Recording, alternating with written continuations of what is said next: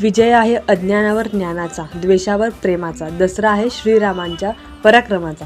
दसऱ्याच्या खूप खूप शुभेच्छा.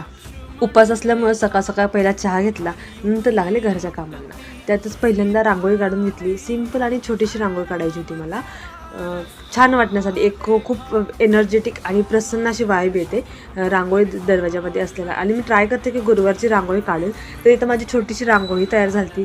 त्यानंतर आम्ही महाराजांची, आमच्या उमऱ्याची वगैरे पूजा करायची ठरवली. महाराजांची तर पूजा झालीच होती, त्याआधीच मला देवांची पूजा करून घ्यायची होती.